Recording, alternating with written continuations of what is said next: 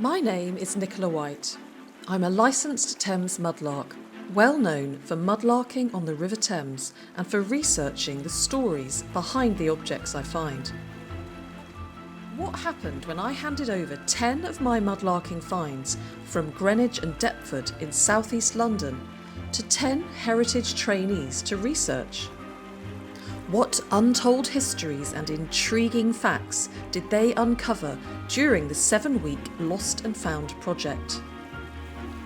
Come with me during this exclusive 10-part Lost and Found series to meet the trainees and to hear what their research has revealed. The Lost and Found project is produced by the Thames Festival Trust and made possible by a grant from the National Lottery Heritage Fund.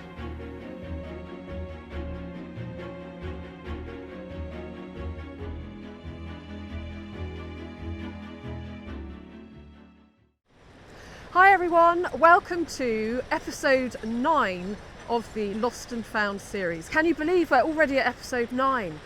And usually I would be waiting here to meet with a heritage trainee who has studied one of my mudlarking finds from the Greenwich and Deptford area. But unfortunately, Gwenna Harmon couldn't make it today, and she has been studying ship's nails. And you may have noticed I have a beautiful selection of objects on this table, including some wonderful ship's nails. So today we're actually going to be meeting with somebody that some of you may be familiar with, a lady called Monika, who is actually one of the ladies who larks. So I'm very excited that she's going to be arriving shortly. But before she does, I'm just going to read you the first few lines of Gwenna's essay here, which can be found in this Lost and Found book, which you can download for free from the Thames Festival Trust website. So her essay is entitled Colonial and Working Class Legacies on the Foreshore. The Thames foreshore constitutes a vast, collapsed chronology of discarded, lost and forgotten shards of London's past. Many of these objects bear witness to the reality of London's complex and often brutal history as a centre of empire. They reveal intimate details of lives caught up in the city's expansion by colonisation, violence and extortion.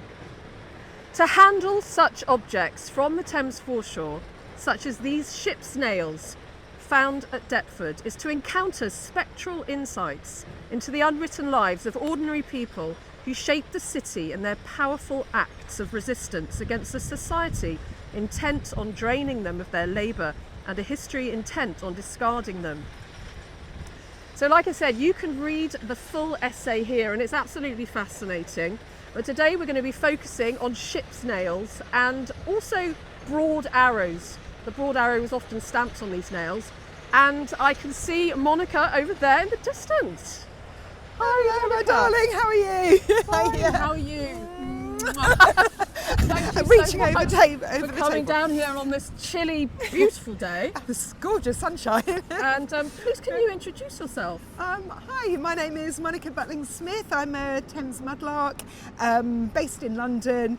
Have been mudlarking about 10 years now, and have quite a penchant for all sorts of things, including nails, which is an unusual hobby to have. And I think Nicola is one of the few people who gets about as excited as nails as I do. And I was really excited also to see that Gwenna picked nails, because Nicola has an amazing collection of items to choose from. And the nail is such a humble item, but it literally holds things together. It holds ships together, and without the ships we would have no trading, we would have no colonialisation. So all in all, they are very, very important items, despite being so simple. They really are, aren't they? Yeah. And they're things of beauty as well, aren't they? As we've seen from the nails that Gwen has actually studied, and I'm excited to see some of your collection as well. Now, before we delve into nails, can I offer you a cup of tea? Always. Have you ever known Monika to turn down a cup of tea?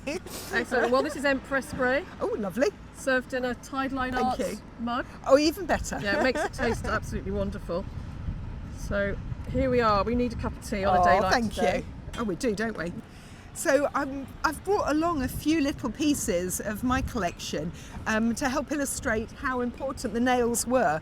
Because when you think of a nail, you think of like an iron nail like this, which is the standard nail used to hold deck planks into, actually not even deck planks, more likely the timbers inside the ship, because the deck planks you'd want to have copper nails. The reason being that if you step on a copper nail with another bit of metal, it doesn't create sparks. So if you have your deck planks, you want to have copper nails on there, so it helps reduce sparks. So a lot of these nails, which are the broad arrow nails, these are all copper. They don't look copper, they look kind of brown, but if you actually scrape off the surface, you see a beautiful coppery tinge, which I believe some of your nails you've cleaned up quite gorgeously. Yes. And you can see the copper shining through. Yeah. They're just so beautiful. And the broad arrows here, they look quite old broad arrows, don't they? I think they've got good date. 1700s maybe? That's right. Well, they were found at Deptford, of course, one of the first royal dockyards that Henry VIII founded. So I like to think, I mean, they might not be Tudor, but I like to think they come from a really early I think they do, because some of the earlier broad arrow marks were actually quite wide. Yeah. The fletchings of the arrow are quite wide, so I think they've got good date on them. And it wasn't just the nails that had the arrows on them. Actually, we should say why the nails had arrows on them. Yeah, why?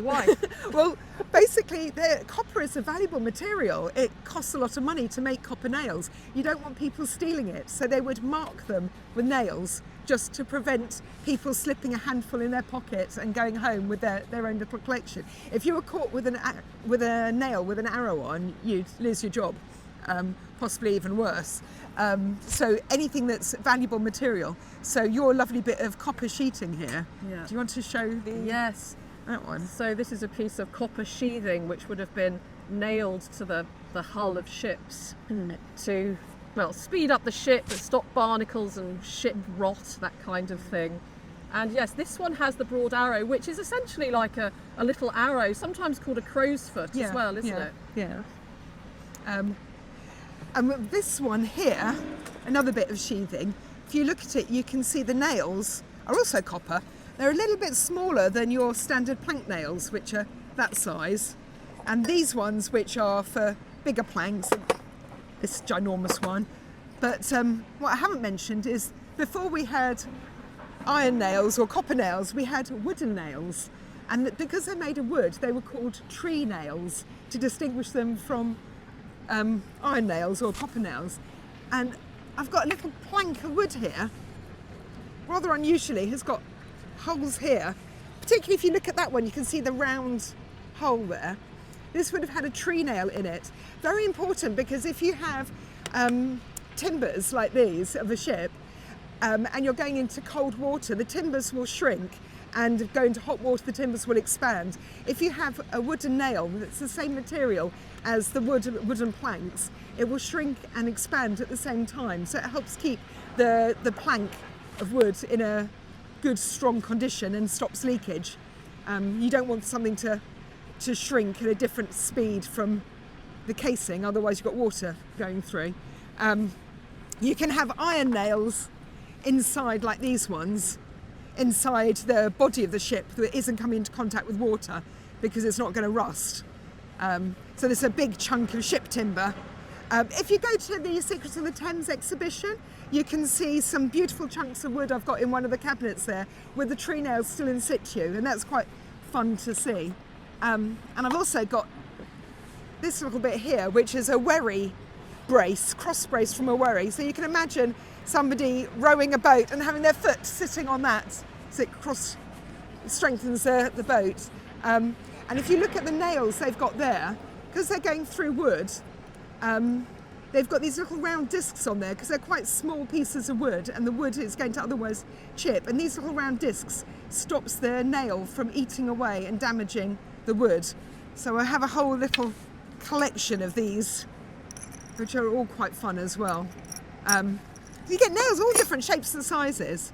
And I believe you also have a padlock. A padlock. Yes, with that name on W.M. Quiney. Yes, that's right, I do. So W.M. Quiney, he's an interesting chap. He had a nail workshop in Rotherhithe, in Paradise Street in Rotherhithe, and he had, I think, 2 or 3 warehouses where he made nails. mass produce them for the time, I suppose, if there's 3 warehouses, and obviously needed to protect his warehouses from thieves. And so Mr. Quinney, nail maker extraordinaire, had a few padlocks to lock them all up. Yeah. What I love about this, because essentially it looks like it could be a big pile of old wood and metal, but it's been touched. All these objects, these nails that Gwenna have studied, all your artefacts, they've been touched by so many craftsmen, labourers, sailors, dock workers, and all these pieces, goodness knows where they've been. They've probably been on incredible voyages all over the world and seen places that we never will, and that's just so special, isn't it? Absolutely. I identified my broad arrow cannonball because there was a similar one found in North America, on the coastline of North America, that was dated to about 1680. So that's the date of the broad arrow on this cannonball. Almost identical design. Yeah. So that ship, Let's see. has probably travelled quite well. Waste of time. That is in such good condition. I've got a cannonball at home and it's gradually disintegrating into a marmalade pot sitting on my... Oh no! This is lovely, but yeah, it's got that very distinctive broad arrow there.